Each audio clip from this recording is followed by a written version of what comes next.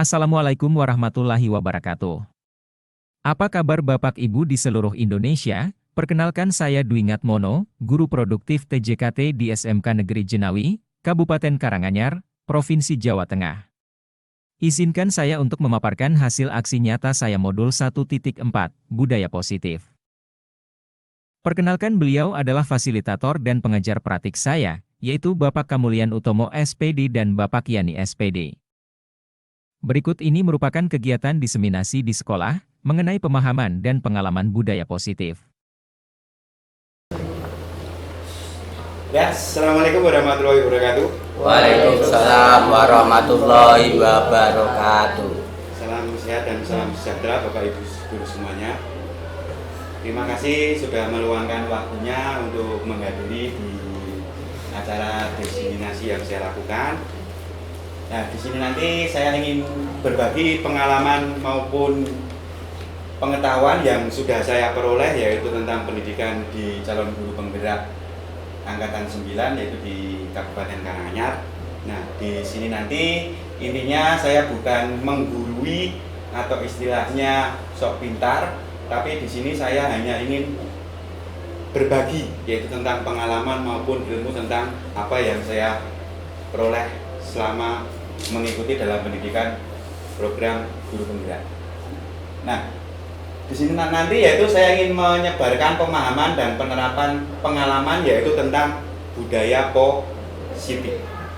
Nah, mungkin Bapak Ibu guru semuanya tidak asing lagi tentang apa atau yang dimaksud dengan budaya positif. Nah, kalau kita mengimplementasikan atau mengkaji tentang kata budaya, berarti apa? Yaitu bisa diartikan tentang yaitu kebiasaan. Kalau positif bisa diartikan dengan baik, berarti kebiasaan yang baik. Nah, selanjutnya yaitu tentang konsep inti dari budaya positif sendiri. Nah, mengkaji dari kata budaya positif itu kita bisa menerjemahkan yaitu dari 8 kategori, yaitu tentang perubahan paradigma belajar, lanjut ke disiplin positifnya sendiri di sini, lalu nilai-nilai kebajikan apa, lalu kebutuhan dasar manusia, motivasi perilaku, posisi kontrol guru, keyakinan kelas, dan segitiga restitusi. Nah, di sini nanti adalah konsep-konsep inti dari budaya positif. Nah, di area yang pertama yaitu tentang pembelajaran dengan paradigma baru. Pembelajaran dengan paradigma baru merupakan pembelajaran yang dilakukan berdasarkan prinsip pembelajaran berdiferensiasi, sehingga para peserta didik belajar sesuai kebutuhan berdasarkan tahap perkembangan sesuai teori psikologi modern untuk mewujudkan profil pelajar Pancasila. Nah, kalau kita mengkaji dari filosofi KHD bahwa sebenarnya anak itu terlahir sudah mempunyai istilahnya garis samar pada dirinya. Nah, ibarat sebuah kertas itu bukan kertas kosong, tetapi yaitu kertas sudah samar-samar ada garisan tersendiri. Bahwa sebenarnya anak itu sudah nanti dewasanya mau menjadi apa, terus cita-citanya mau jadi apa, itu sebenarnya waktu dia lahir sudah mempunyai yaitu bawaan sendiri. Nah, peran kita sebagai guru adalah menuntun. Nah, diibaratkan kita adalah sebagai petani. Jadi mau sebagus apapun ladang kita, mau sebagus apapun pupuk yang kita gunakan, kalau tanpa kita merawat, memberi air, memberi pupuk, maka padi tersebut tumbuhnya juga tidak akan baik. Begitu pula dengan peserta didik. Walaupun peserta didik itu sudah mempunyai kecerdasan yang luar biasa, tapi kalau tanpa adanya tuntunan dari seorang guru yang mengarah dengan tujuan yang baik, maka tidak akan menghasilkan kualitas peserta didik yang baik pula. Nah, tahap selanjutnya yaitu tentang miskonsepsi tentang teori kontrol.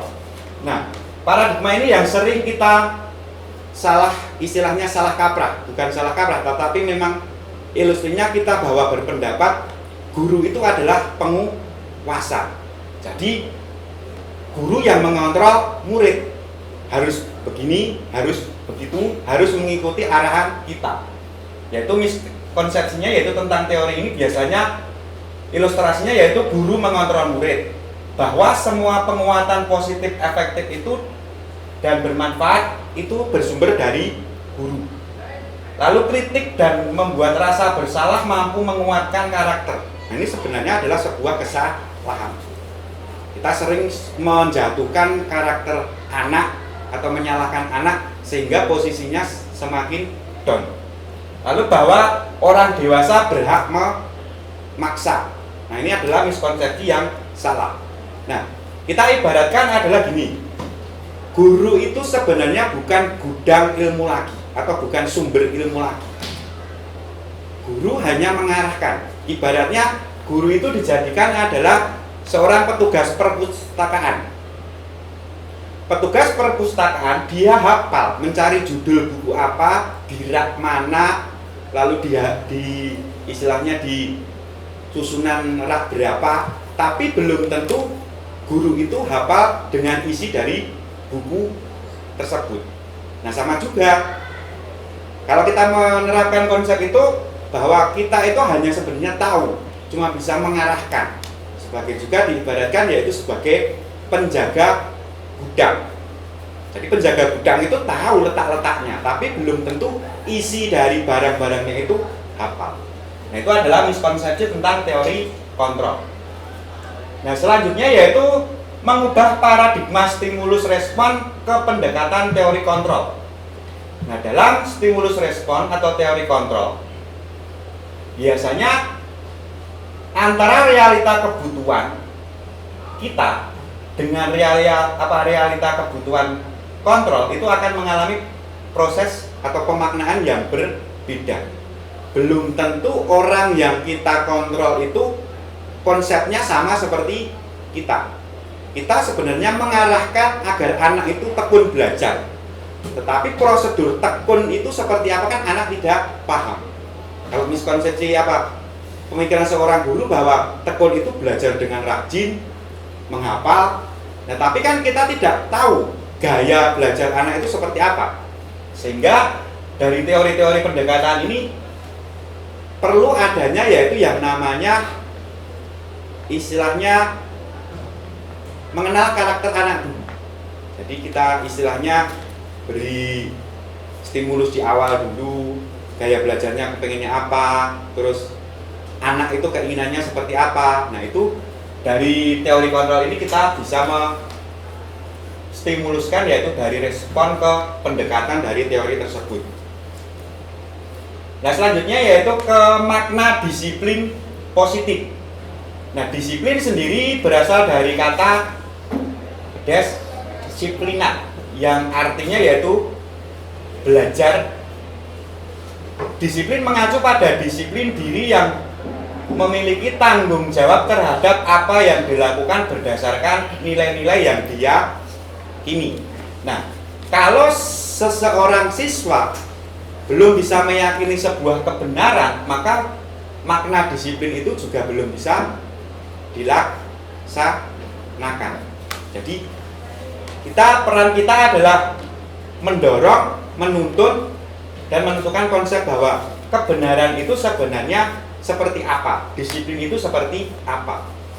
Nah, nanti konsep lebih jauhnya akan kita bahas yaitu tentang di prosedur tentang peraturan dan keyakinan.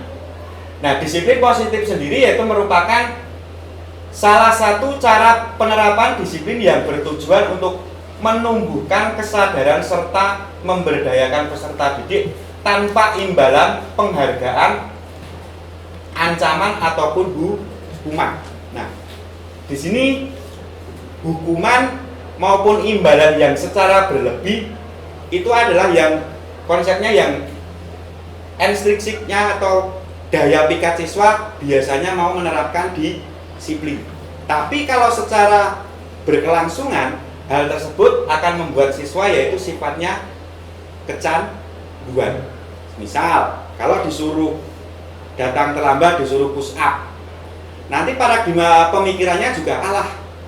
Paling kalau terlambat lagi cuma disuruh push up, tanpa adanya perubahan untuk menuju ke disiplin positif.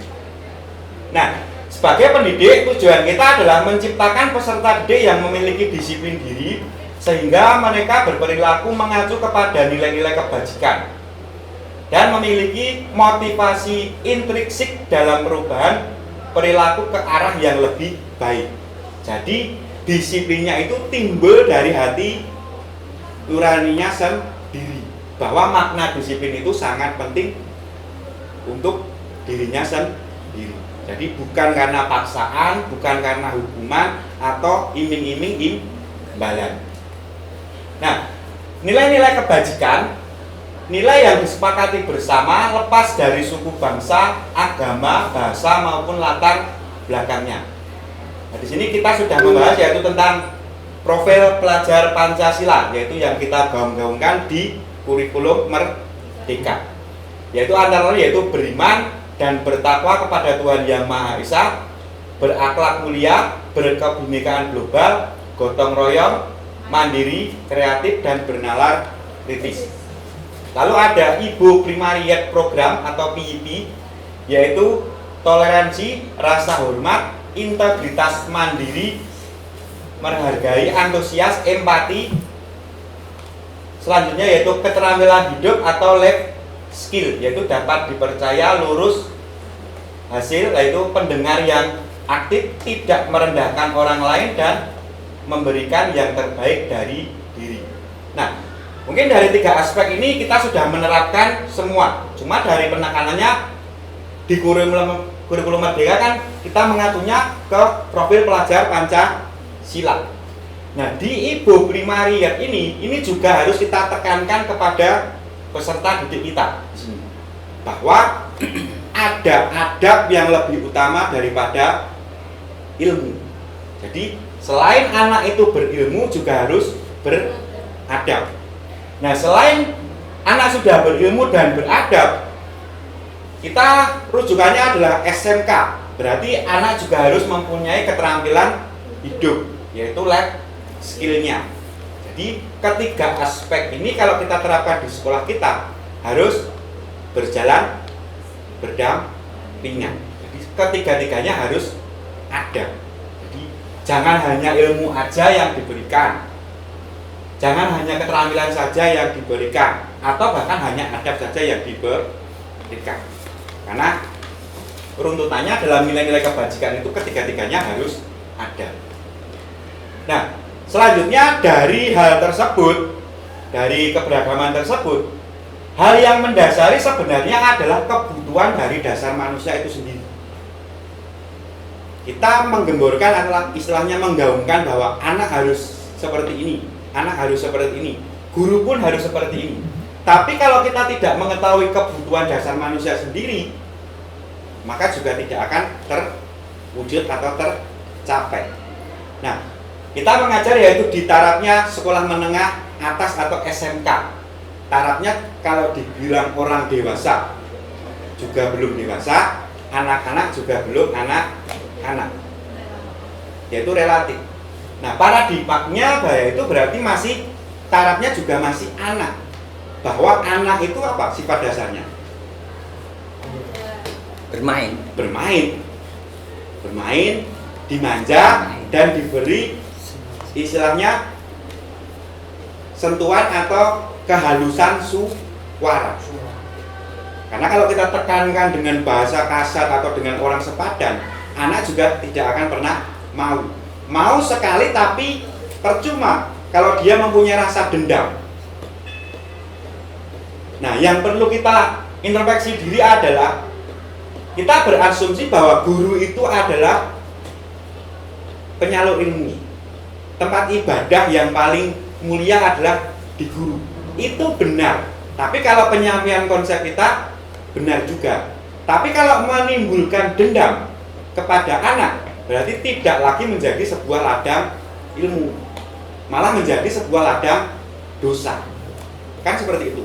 Nah, maka dari itu selain dari konsep tadi, kebutuhan dasar anak sendiri juga harus kita mengetahui. Makanya di kurikulum Merdeka juga dijelaskan bahwa hal pertama sebelum melakukan pembelajaran, apa yang kita lakukan? Pertama kali. Dan motivasi. Selain sebelum ke motivasi yaitu ke bukan, kita belum merujuk ke pembelajaran. Semisal baru kelas 10 baru tatap muka di awal. Pengenalan. Setelah memperkenalkan apa? Yaitu kita melakukan diagnosis awal. Fungsinya untuk apa? Yaitu untuk mengetahui bahwa tingkat kesenangan anak itu seperti apa, gaya belajar yang anak nanti kehendaki seperti apa.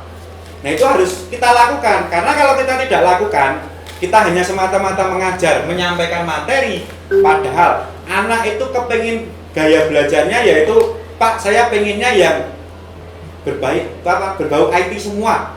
Nah, kalau kita metodenya ceramah, anak juga jenuh, karena memang gaya belajar yang dikehendaki anak tidak disukai. Nah, itu adalah pentingnya dari diagnosis terlebih dahulu. Nah, setelah melakukan diagnosis awal dan penerapan, langkah selanjutnya yaitu kita harus melakukan refleksi bahwa pembelajaran kita itu memang tepat sasaran tidak kepada anak. Nah, kalau kita hanya istilahnya mengajar, menerangkan, katakanlah berjam-jam durasi kita kan hampir 10 jam. Nah, tapi kalau tidak efektif ke anak, bahwa katakanlah 100 yang kita berikan, 5 pun tidak sampai ke anak, kan kita sendiri rugi tenaga. Nah, maka dari itu kita harus mengetahui terlebih dahulu kebutuhan anak, yaitu dari diagnosis di awal. Nah, dari kebutuhan dasar manusia, ada 5 kebutuhan dasar setiap manusia, baik itu dari anak maupun orang dewasa. Pasti yang pertama adalah bertahan hidup. Pasti menginginkan yang namanya kasih sayang dan rasa diterima. Lalu adanya penguasaan, lalu adanya kebebasan, dan yang terakhir adalah kesenangan. Nah, lantas apa kaitannya 5 kebutuhan dasar ini kalau kita implementasikan kepada peserta didik? Nah, apakah Bapak Ibu pernah bertanya, kesenanganmu apa? Entah itu kesenangan dalam belajar atau kesenangan kesehariannya. Nonton. Pernah bertanya kepada peserta didik? Pastinya pernah dong?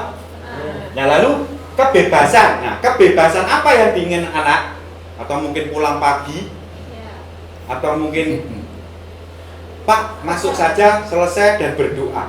Nah, itu karena apa? Anak mempunyai kebebasan. Kita kembalikan lagi yaitu ke kebutuhan dasar manusia. Itu adalah rasa yang timbul dari rasa kebebasan.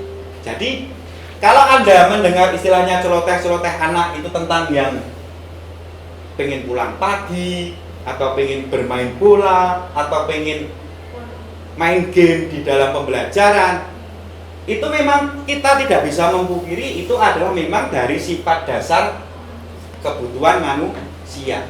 Kembali lagi bahwa mereka notabene masih anak-anak. Nah, lantas apakah kita harus memberikan semua hal ini kepada anak? Kira-kira diberikan apa tidak? Iya, tapi tidak secara keseluruhan. Kita harus membatasi hal-hal tersebut. Karena apa? Kita kembali ke konsep kita adalah seorang pendidik. Maka tidak semuanya harus kita berikan secara full. Ada batasan-batasan yang harus kita sikapi. Nah, selanjutnya adalah dari 5 kebutuhan dasar tadi kita merujuk ke motivasi perilaku manusia. Nah, dari kebutuhan dasar adanya sebuah motivasi atau perilaku. Yang pertama, untuk menghindari ketidaknyamanan atau hukuman. Selanjutnya yaitu untuk mendapatkan imbalan atau penghargaan dari orang lain. Nah, kemungkinan anak itu mau mengerjakan karena sifatnya kan hanya istilahnya eksternal, bukan dari dalam diri tapi dari luar. Mungkin anak itu mau mengerjakan mungkin karena takut hukuman atau ancaman. Nanti kalau tidak mengerjakan nilainya kosong. Nah, mau tidak mau kan anak mengerjakan. Tapi timbulnya perilaku itu bukan dari hati, tapi karena dari sifat hukuman atau istilahnya ketidaknyamanan. Mungkin ada lagi mengerjakan. Nanti kalau mengerjakan cuma mengerjakan saya dapat nilai 100. Nah, mungkin anak mau mengerjakan karena adanya sebuah imbalan. Karena dua hal ini anak masih sifatnya yaitu eksternal, bukan dari dalam diri. Nah, maka peran dari seorang guru adalah untuk menjadi orang yang mereka inginkan dan menghargai diri sendiri dengan nilai-nilai yang mereka percayai. Nah, kalau kita sudah mampu mengkonsepkan anak berpikir seperti ini, berarti kita sudah mampu yaitu mewujudkan keinginan atau kemauan anak itu yang timbul dari dalam dirinya sendiri. Nah, sampai di sini Bapak Ibu ada yang mau bertanya atau mau mengasih masukan tentang konsep dari motivasi perilaku manusia ini? Karena saya kira dari konsepnya hampir sama. Perilaku manusia itu pasti melakukan sesuatu hal karena ingin mendapatkan sesuatu. Nah, saya lanjutkan kembali ya. Nah, selanjutnya yaitu tentang hal tadi. Nah, ini adanya tentang sebuah hukuman, konsekuensi. Lanjut yang terakhir yaitu tentang restitusi. Nah, dari kedua aspek tadi, anak mau melakukan mungkin karena takutnya hukuman atau konsekuensi. Kedua hal ini harus kita hilangkan. Maka kita harus berpijak ke sini, yaitu ke restitusi. Yaitu bagaimana proses menciptakan kondisi bagi murid untuk memperbaiki kesalahan. Selanjutnya, proses kolaboratif yang mengajarkan murid untuk mencari solusi sendiri. Nah, karena kita kembali lagi ke profil pelajar Pancasila, bahwa anak itu harus bisa berpikir kritis. Maka secara intrinsik anak itu harus bisa menemukan tentang memecahkan masalah dengan solusi yang dia cari sendiri. Nah, kira-kira anak nanti mampu apa tidak? Kalau selama ini Bapak Ibu mengamati tentang anak, tentang penyelesaian masalah, mungkin ada yang mampu, ada yang tidak. Nah, peran kita di sini adalah yaitu kita harus melihat kondisi anak itu seperti apa. Kadang kan anak sendiri tidak mau terbuka dengan masalahnya. Nah, peran kita adalah mendampingi. Jangan terlanjur menyalahkan anak terlebih dahulu. Anak dalam kondisi pembelajaran mungkin dia tidur. Nah, kalau kita sebagai istilahnya guru, kita sudah mengajar katakanlah secara membuang tenaga buahnya totalitas. Tahu-tahu di belakang ada anak tidur. Nah, tanpa mengetahui dari permasalahan anak, mungkin kita emosi, kita melempar apa agar anak itu memperhatikan kita. Nah, tapi secara restitusi itu tidak menyelesaikan masalah pada anak. Anak mungkin malah akan timbul dendam. Nah, maka kita harus mengkaji terlebih dahulu. Anak kita panggil, kita tanya, mungkin secara personal berdua agar tidak terdengar dengan teman-temannya. Kita gali permasalahan anak. Nah, kemungkinan mungkin anak itu tidur karena semalam dia bekerja atau mungkin membantu orang tuanya. Nah, tidak usah mengambil topik yang jauh, itu sendiri dari pengalaman saya pribadi. Yaitu karena saya terlanjur emosi dengan kondisi anak yang tidur seperti itu. Saya dengan tega katakanlah memukul kepalanya tanpa mengetahui dari kondisi anak tersebut.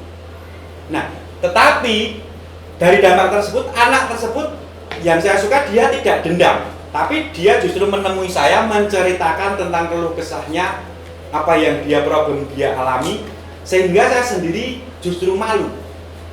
Jadi dengan kondisi anak seperti itu, dia masih punya motivasi tinggi untuk belajar, sementara kita tidak mau menghargai tentang kondisi atau mengetahui dari kondisi anak tersebut. Nah, itu perlunya restitusi, yaitu untuk memecahkan atau menggali masalah-masalah dari peserta didik. Nah, ini adalah posisi kontrol dari seorang guru yang harus kita cermati sendiri. Nah, mungkin di sini ada yang di posisi poin 1, yang suka di poin nomor 1. Ada guru sebagai penghukum. Mungkin ada yang di poin nomor 2, guru senang membuat siswa merasa bersalah. Atau mungkin yang nomor 3 sebagai teman, atau mungkin sebagai keempat pemantau, atau yang kelima sebagai manajer. Nah, 5 posisi kontrol ini yang sering terlihat atau kita jumpai di sebuah sekolah. Rata-rata kalau kita mengkaji seperti ini, yang paling banyak adalah guru sebagai teman. Nah, tetapi kalau dalam konsep seorang guru ini juga tidak bagus. Maka peran yang paling dianjurkan adalah posisi sebagai manajer. Nah, kaitan-kaitan dari posisi kontrol seorang guru ini, yaitu contoh penerapannya dari 5 posisi kontrol. Nah, ini ada sebuah kasus. Yang pertama adalah siswa tidak memakai atribut lengkap saat upacara. Nah, maka kalau guru sebagai penghukum, pasti dia instruksinya adalah hormat pada bendera selama 1 jam. Ini kalau kita berperilaku sebagai penghukum. Nah, lalu kalau kita berperilaku membuat merasa bersalah, pasti dengan menggunakan kata istilahnya iba. Berapa kali ibu bapak harus memberitahu kamu, nak, kamu selalu saja mengecewakan ibu dan bapak.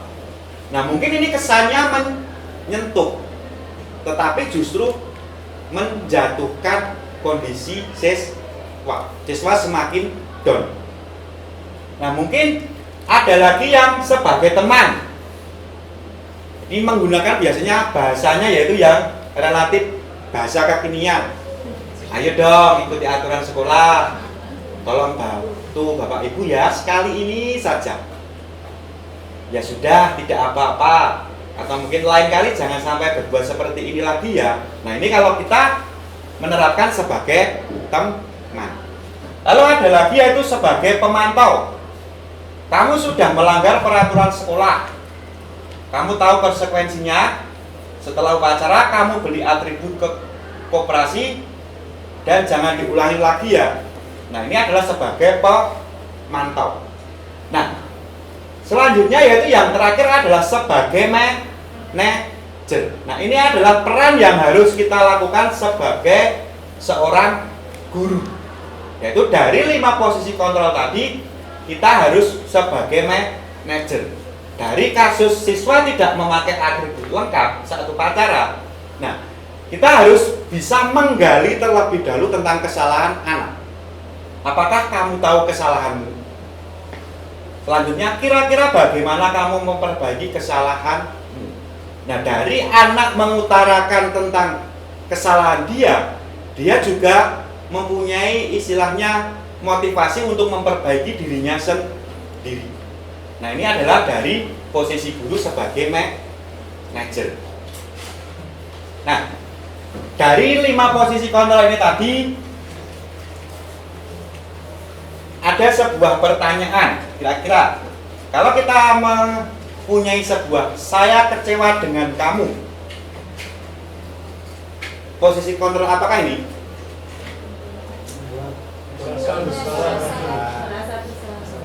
Saya kecewa sekali dengan kamu, yaitu pembuat merasa bersalah. Selanjutnya yaitu kamu tidak pernah benar melakukannya. Bagaimana? Pemantau atau penghukum? Yaitu sebagai pemantau. Ini hampir sama seperti penghukum. Cuma kalau hukuman itu pasti adanya bentuk, entah itu berupa fisik ataupun action. Nah, selanjutnya apa rencanamu untuk menyelesaikan masalah ini? Nah, ini adalah sebagai manajer. Ini yang harus kita lakukan.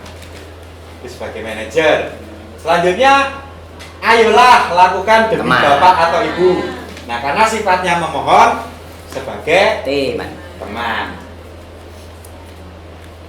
Nah, selanjutnya adalah kamu tidak pernah mendapatkan nilai jika kamu tidak pernah mengerjakan tugas. Apa ini? Sifatnya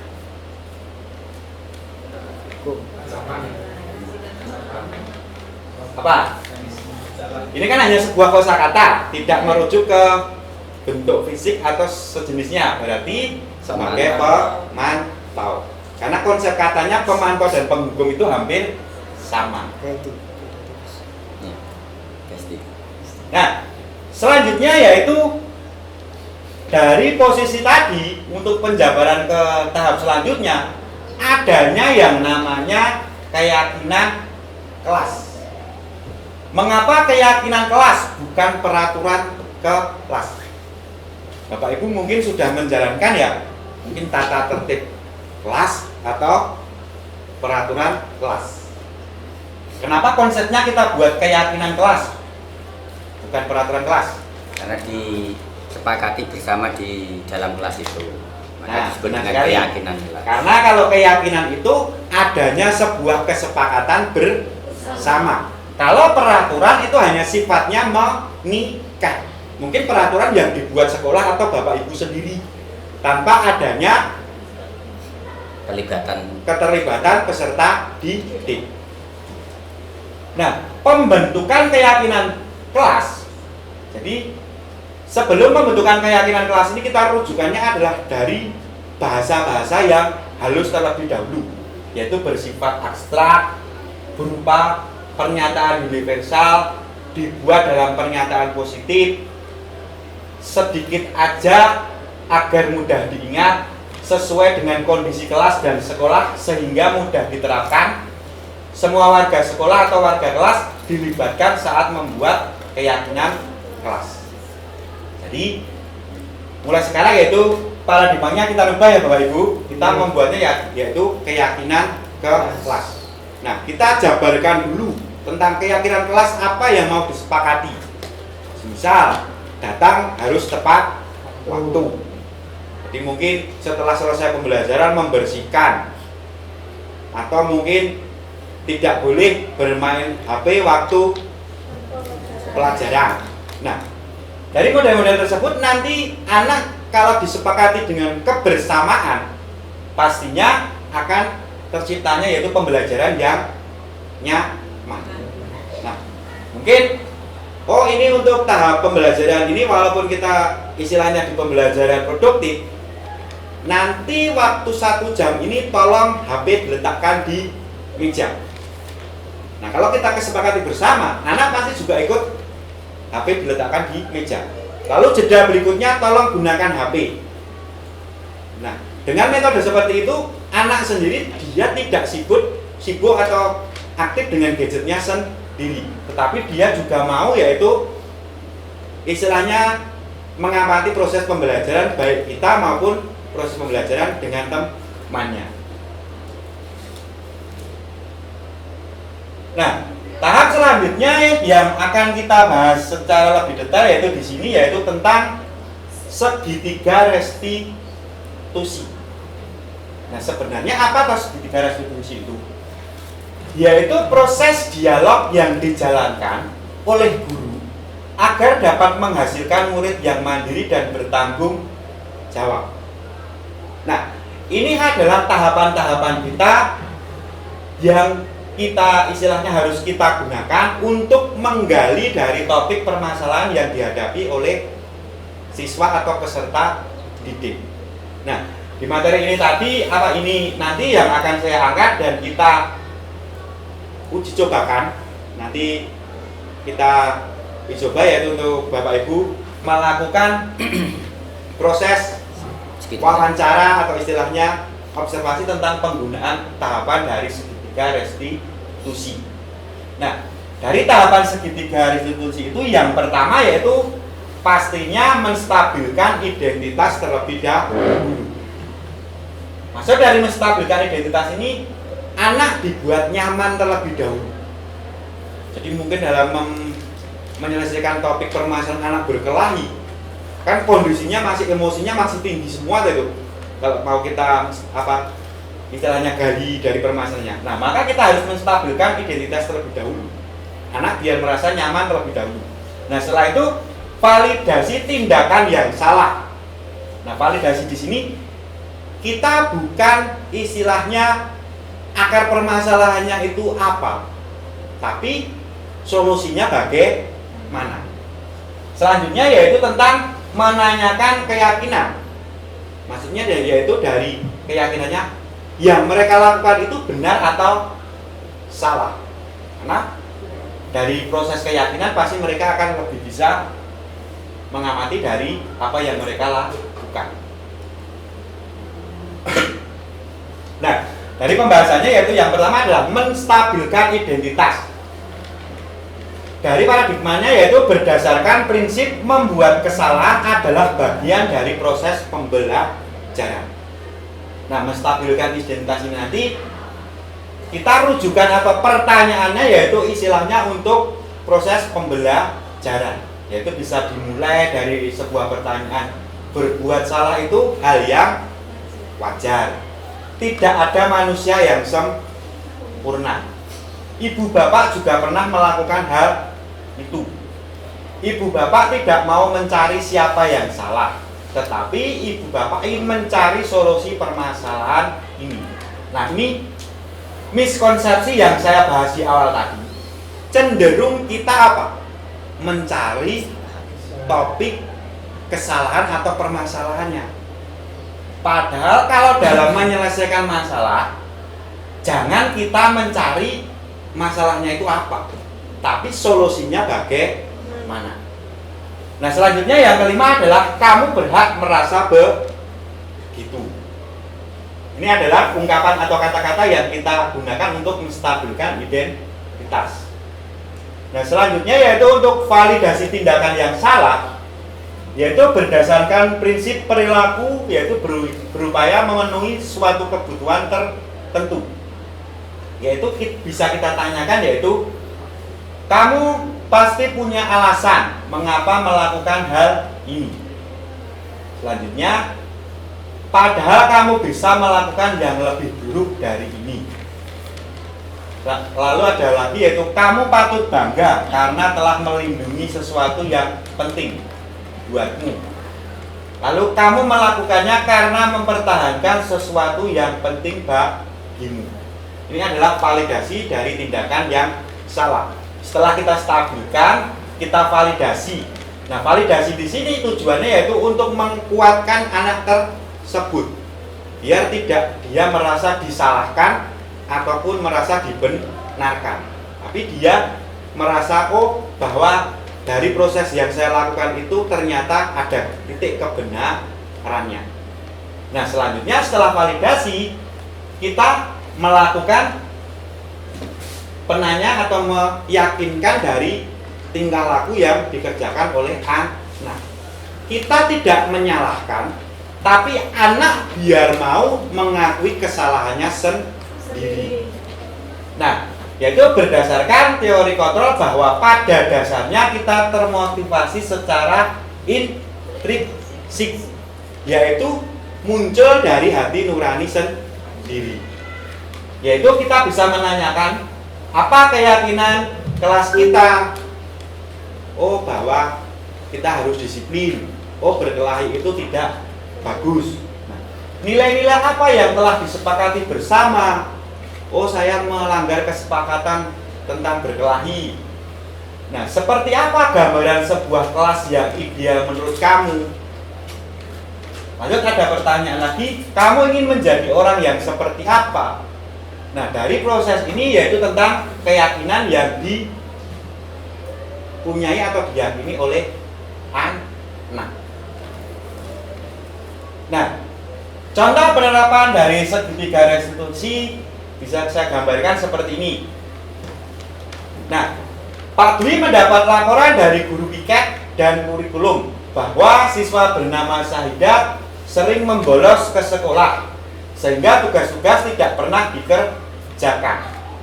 Nah, penyelesaian masalah menggunakan segitiga restitusi yang dilakukan adalah, nah, bisa saya contohkan yaitu seperti ini.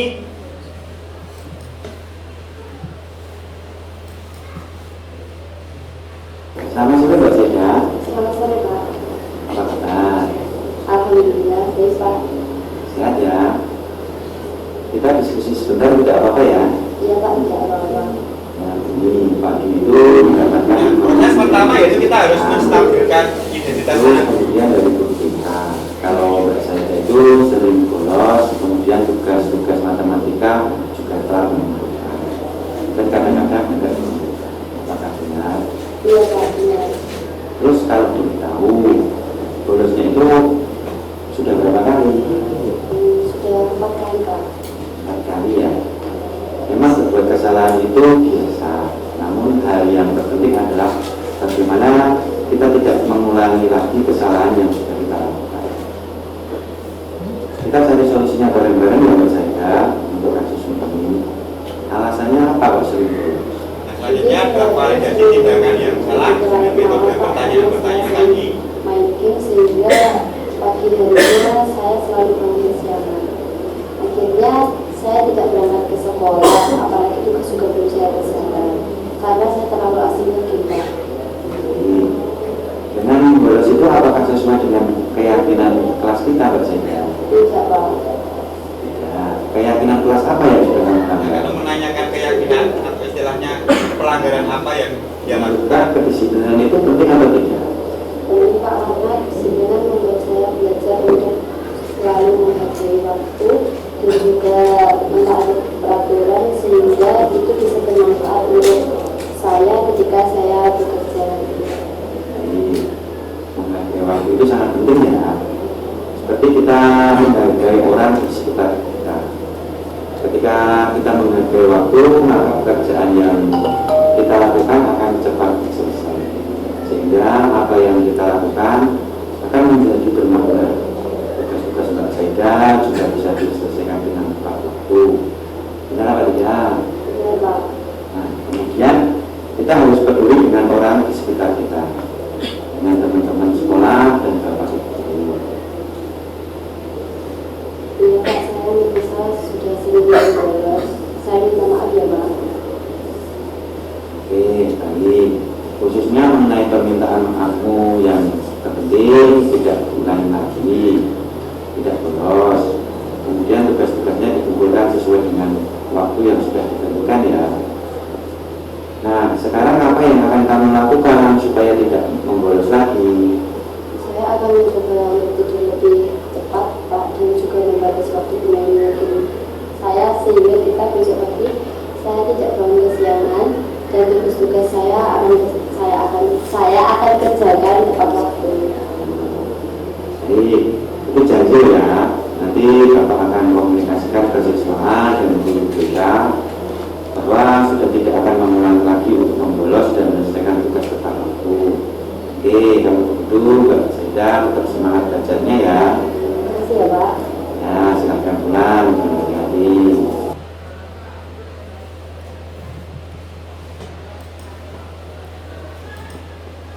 Nah, Bapak Ibu, itu tadi adalah contoh dari penerapan segitiga restitusi yaitu dengan kasus yaitu seorang siswa bernama Saida yaitu sering membolos ke sekolah sehingga tugas-tugasnya tidak pernah dikerjakan. Nah, untuk selanjutnya yaitu kita akan melakukan praktek, yaitu tentang bagaimana penerapan segitiga restitusi, yaitu dengan kasus, yaitu Pak Hasan mendapat laporan dari guru piket bahwa siswa bernama Srianto sering datang terlambat sehingga banyak pelajaran yang tertinggal. Nah, ini karena kita nanti yang berpraktek adalah cewek, berarti nanti konsepnya kita buat Bu saja, tidak Pak Hasan tapi Bu Hasan. Nah, nanti akan Hasan. berpraktek dengan Sana. anak Sana. yang bernama Sri Yanto. Nah, kita siapkan dulu konsep mejanya. Sana. Sini. Maju. Sini siapa? Maju. Kamu juga. Aduh, pena. Pena Bu Hasan. Ya, silakan bisa dicoba untuk model praktek penyelesaian segitiga restitusi dengan studi kasus, yaitu Srianto sering datang terlambat sehingga banyak pelajaran yang tertinggal. Srianto, tadi Ibu mendengar laporan dari guru piket, katanya kamu sering datang terlambat ya? Iya Bu. Menurut ingatan kamu, coba kamu berapa kali terlambat ke sekolah? 5 kali Bu. Wah, cukup banyak ya. Nah, menurut kamu sering terlambat itu suatu kesalahan apa tidak, Sri? Iya Bu. Oh iya, kalau iya baik Srianto, berbuat kesalahan itu manusiawi. Ibu juga pasti pernah berbuat kesalahan. Setiap orang juga pasti pernah berbuat kesalahan. Yang terpenting kita bisa belajar dari kesalahan tersebut dan berusaha untuk memperbaikinya. Bagaimana Sri? Setuju? Setuju Bu. Srianto, mari kita cari solusi bersama ya. Iya Bu. Srianto, sering datang terlambat pasti kamu punya alasan. Kenapa sih kamu datang terlambat? Sebetulnya saya itu sering begadang Bu. Sehingga bangunnya kesiangan. Begadangnya kenapa ya? Ya, Kok sering bergadang itu? sering mainan HP Bu. Wah, Sampai ya, berarti pemicunya pagi. itu ya, HP ya. Iya Bu. Kamu tahu Sri, bagaimana keyakinan kelas yang sudah kita sepakati? Tahu Bu. Ya. Kalau datang terlambat ke sekolah, sesuai dengan keyakinan kelas yang telah kita buat apa tidak? Tidak Bu. Tidak. Menurut kamu, keyakinan kelas apa yang sudah kamu langgar hari ini? Saya melanggar kedisiplinan Bu. Kedisiplinan, iya. Menurut kamu, disiplin itu penting tidak sih, Sri? Sangat penting Bu. Oh, sangat penting. Karena saya harus datang ke sekolah, salah satunya tepat waktu. Dan saya harus bisa menghargai waktu Bu. Ya, betul, menghargai waktu itu penting dan sangat bermanfaat untuk kita. Seperti kita dapat menghargai orang-orang yang ada di sekitar. Pekerjaan menjadi tidak menumpuk dan kita juga dapat melatih rasa kepedulian kita terhadap sekitar. Iya Bu, saya menyesal karena sering terlambat. Maaf ya Bu, sering terlambat. Iya Srianto, sikap yang sangat baik kamu sudah lakukan dengan cara meminta maaf. Meminta maaf ya. Menurut kamu, apa yang akan kamu lakukan agar kamu tidak datang terlambat lagi ke sekolah? Tentunya saya akan tidur lebih awal Bu, dan tidak begadang lagi agar tidak datang ke sekolah nanti terlambat Bu. Baik Srianto, kamu sudah menemukan solusinya dan Ibu akan bekerja sama dengan orang tua kamu agar kamu tidak datang terlambat lagi ke sekolah. Nah, sekarang silakan kamu kembali ke kelasmu ya. Terima kasih Bu. Ya, kasih aplaus dulu. Nah, demikian Bapak Ibu, itu adalah contoh kasus dari Srianto, yaitu seorang siswa yang sering datang terlambat. Yaitu proses penyelesaian kita adalah dengan metode seperti itu, yaitu dengan menggunakan penerapan segitiga TUSI.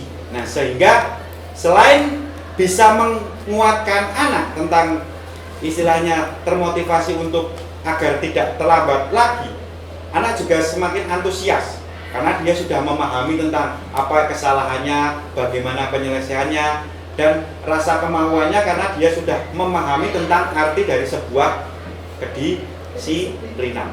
Nah, saya berharap dari apa yang saya diseminasikan ini nanti Bapak Ibu semua tergugah untuk bagaimana cara menerapkan tentang budaya positif, terutama tentang penerapan dari segitiga restitusi.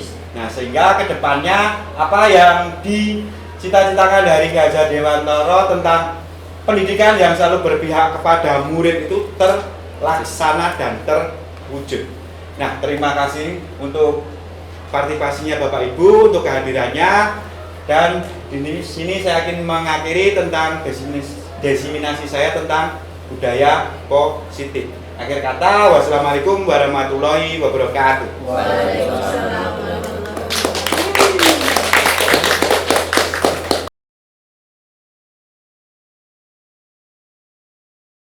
Assalamualaikum warahmatullahi wabarakatuh. Saya Riri Seno Pawarnam, rekan dari Bapak Dwi Ngatmono dari SMK Negeri Jenawi. Hari ini tadi sudah mendengarkan destinasi dari Pak Dwi Ngatmono terkait budaya disiplin, bagaimana sangat luar biasa disampaikan dan sangat bermanfaat bagi kami untuk bisa menerapkan terkait pendisiplinan terhadap anak. Yang notabene kita bisa mengetahui apakah kita selaku pendidik ini sebagai pengawas maupun sebagai manajernya, yang dimana kita harus bisa tahu terkait persoalan anak yang mana perlu kita menindaklanjuti terkait pendisiplinan itu, sehingga kita akan bisa memposisikan diri untuk bisa menyelesaikan permasalahan dari anak itu dengan anak itu menemukan permasalahan dan menyelesaikan permasalahan itu dengan sendirinya, sehingga kita selalu guru hanya selaku pendamping dan mengiring terkait pendisiplinan anak ini secara mandiri. Anak itu akan menemukan solusi ataupun menyelesaikan permasalahan dengan sendiri. Mungkin kurang lebih itu yang bisa kami sampaikan. Tetap semangat Mas Dwi Ngatmono terkait dalam kegiatan diskriminasi yang mungkin sebagai sarana untuk lanjut kemudian. Mungkin kurang lebih dari saya itu. Wassalamualaikum warahmatullahi wabarakatuh.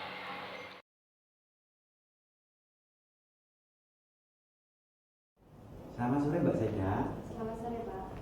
Apa kabar? Alhamdulillah baik Pak. Sehat ya? Kita diskusi sebentar, tidak apa-apa ya? Iya Pak, tidak apa-apa. Ya, ini Pak Dwi itu mendapatkan informasi dari kesiswaan, terus kemudian dari guru BK. Kalau Mbak Saida itu sering bolos, kemudian tugas-tugas matematika juga telah menentukan, dan kadang-kadang enggak menunjukkan. Apakah benar? Iya Pak, benar. Terus kalau boleh tahu, bolosnya itu sudah berapa kali? Sudah 4 kali Pak. 4 kali ya. Memang berbuat kesalahan itu biasa, namun hal yang terpenting adalah bagaimana kita tidak mengulangi lagi kesalahan yang sudah kita lakukan. Kita cari solusinya bareng-bareng ya Mbak Saida untuk kasus ini. Alasannya apa kok sering bolos? Jadi saya itu sering tidur terlalu malam Pak, karena saya sering main game, sehingga pagi harinya saya selalu bangun kesiangan. Akhirnya saya tidak berangkat ke sekolah, apalagi tugas juga belum saya kerjakan karena saya terlalu asik game Pak. Baik. Dengan bolos itu apakah sesuai dengan keyakinan kelas kita Mbak Saida? Tidak Pak. Tidak. Keyakinan kelas apa yang sudah kamu langgar? Kedisiplinan Pak. Kedisiplinan. Menurut Mbak, kedisiplinan itu penting atau tidak? Penting Pak, karena kedisiplinan membuat saya belajar untuk selalu menghargai waktu dan juga mentaati peraturan, sehingga itu bisa bermanfaat untuk saya ketika saya bekerja nanti. Baik, menghargai waktu itu sangat penting ya. Seperti kita menghargai orang di sekitar kita. Ketika kita menghargai waktu, maka pekerjaan yang kita lakukan akan cepat selesai, sehingga apa yang kita lakukan akan menjadi bermakna. Tugas-tugas Mbak Saida juga bisa diselesaikan dengan tepat waktu. Benar apa tidak? Benar, Pak. Nah, kemudian kita harus peduli dengan orang di sekitar kita, dengan teman-teman sekolah dan bapak ibu. Iya, Pak, saya misal sudah sering membolos. Saya minta maaf ya, Pak. Oke, baik. Khususnya mengenai permintaan maafmu yang terpenting tidak diulangi lagi, tidak bolos. Kemudian tugas-tugasnya dikumpulkan sesuai dengan waktu yang sudah ditentukan ya. Nah, sekarang apa yang akan kamu lakukan supaya tidak membolos lagi? Saya akan mencoba untuk tidur lebih cepat, Pak, dan juga membatasi waktu bermain game saya sehingga kita besok pagi saya tidak bangun kesiangan dan tugas-tugas saya akan kerjakan tepat waktu. Baik, itu janji loh ya. Nanti Bapak akan komunikasikan ke siswa dan guru BK bahwa sudah tidak akan mengulangi lagi untuk membolos dan menyelesaikan tugas tepat waktu. Oke, kalau begitu Mbak Saida tetap semangat belajarnya ya. Terima kasih ya, Pak. Ya, silakan pulang dengan hati-hati.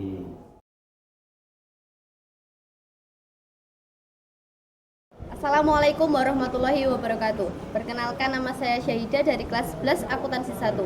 Saya berterima kasih kepada Bapak Dwi karena telah membantu menyelesaikan permasalahan saya, yaitu saya sering datang terlambat. Untuk kedepannya saya tidak akan melakukan kesalahan saya lagi, dan saya akan tidur lebih cepat dan tidak akan bermain game sampai larut malam, sehingga pada keesokan harinya saya tidak akan datang terlambat lagi.